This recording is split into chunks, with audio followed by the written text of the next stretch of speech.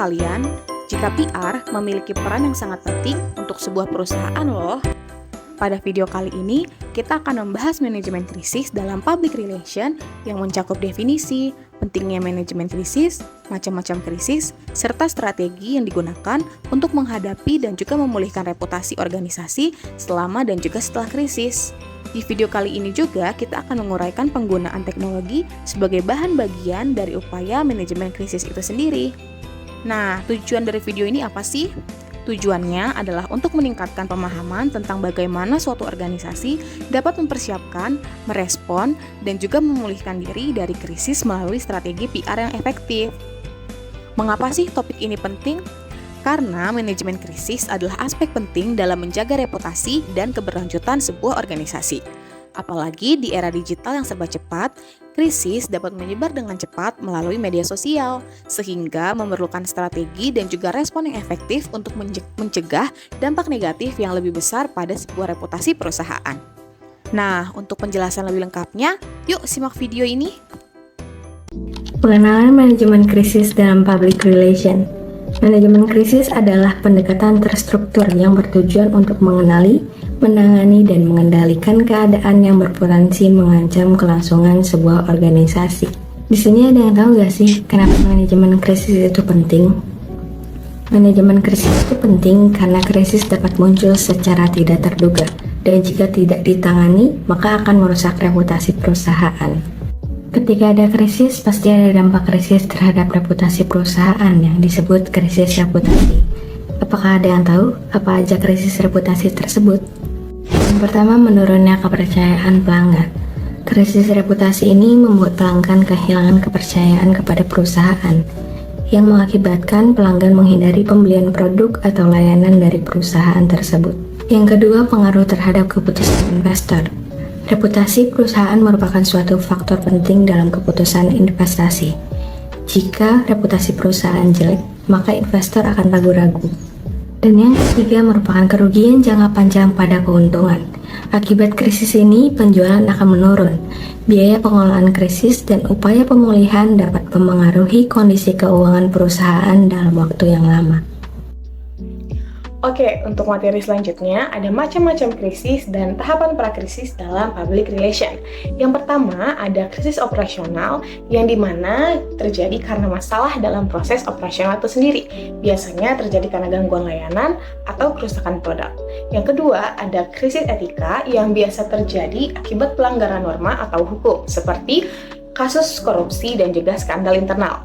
Yang terakhir ada krisis reputasi yang biasa terjadi ketika organisasi diserang oleh informasi palsu yang dapat menurunkan citra dari organisasi itu sendiri. Nah, selanjutnya ada tahapan prakrisis. Kira-kira ada berapa ya tahapan-tahapan dari prakrisis itu sendiri? Yang pertama ada mengidentifikasi resiko. Yang kedua, ada menyusun rencana tanggap krisis. Yang ketiga, mengadakan pelatihan dan simulasi. Yang keempat, melakukan monitoring media. Dan yang terakhir, membangun hubungan baik dengan publik.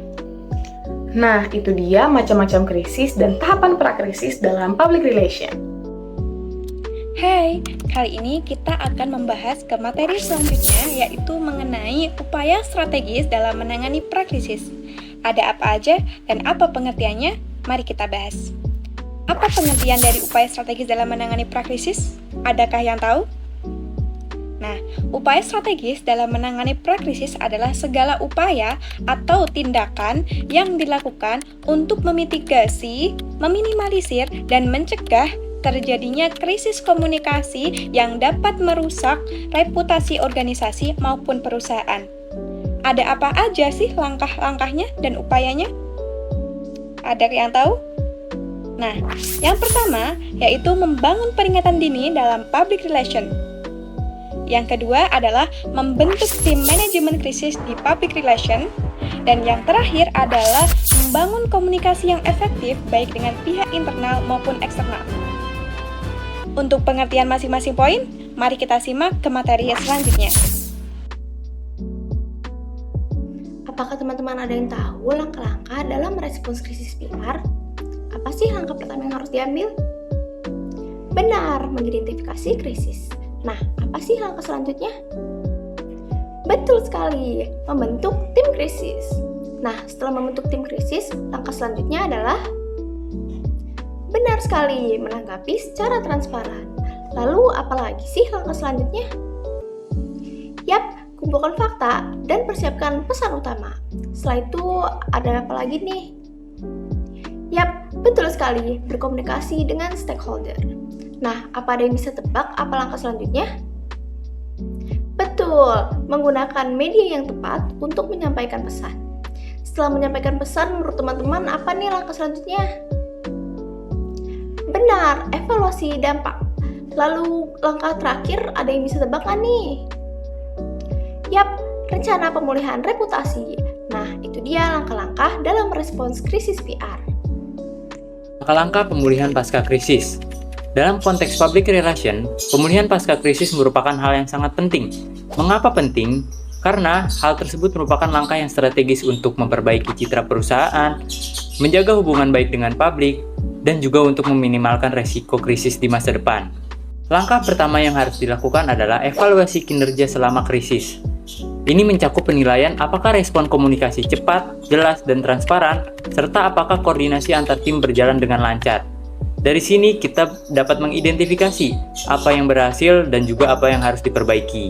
Langkah selanjutnya adalah memperbaiki sistem untuk mengurangi risiko krisis di masa depan. Seperti memperbarui rencana komunikasi krisis, melibatkan pelatihan dan simulasi krisis, serta memperkuat pemantauan media. Organisasi juga perlu menjaga hubungan baik dengan wartawan, serta meningkatkan transparansi dalam berbagai informasi. Dengan langkah-langkah ini, organisasi dapat memperbaiki citra dan meminimalkan risiko krisis di masa depan.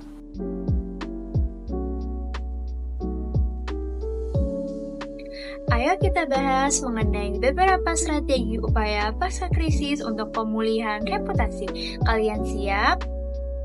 Oke, pertama, menyusun rencana pemulihan yang terstruktur. Kedua, jangan lupa untuk komunikasi yang jujur dan transparan. Ketiga, pastikan kita melakukan tindakan perbaikan yang nyata. Dan yang keempat, kira-kira apa ya? Betul, melibatkan pihak ketiga. Dan yang kelima, membangun kembali hubungan dengan pemangku kepentingan. Dan yang keenam, kira-kira apa ya? Betul, memanfaatkan media sosial. Dan yang terakhir, kalian tahu nggak ya? Betul, mengevaluasi dan pengukuran hasil. Jadi teman-teman, dengan strategi ini kita pasti bisa memulihkan reputasi dan bangkit lebih kuat. Untuk materi selanjutnya itu, kita bakal membahas mengenai teknologi dalam manajemen krisis di media sosial. Sebelumnya, kalian tahu nggak sih alat-alat monitoring apa saja yang bisa kita gunakan untuk mendeteksi krisis di media sosial? Untuk yang belum tahu, aku bakal kasih tahu 6 alat monitoring yang bisa kita gunakan untuk mendeteksi krisis di media sosial.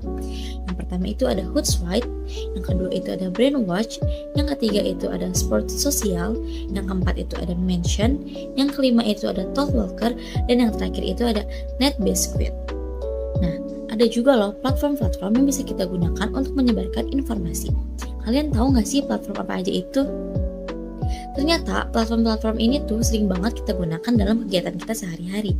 Contohnya itu ada WhatsApp, Telegram, Facebook, Twitter, kemudian ada Instagram, ada YouTube, kemudian ada TikTok, ada Slack, kemudian ada email, dan yang terakhir itu ada LinkedIn. Wah, menarik ya materi kali ini. Kita jadi tahu pengertian manajemen krisis ialah suatu proses penting dalam public relation yang berfungsi untuk mengelola dan memitigasi dampak negatif krisis terhadap reputasi suatu perusahaan.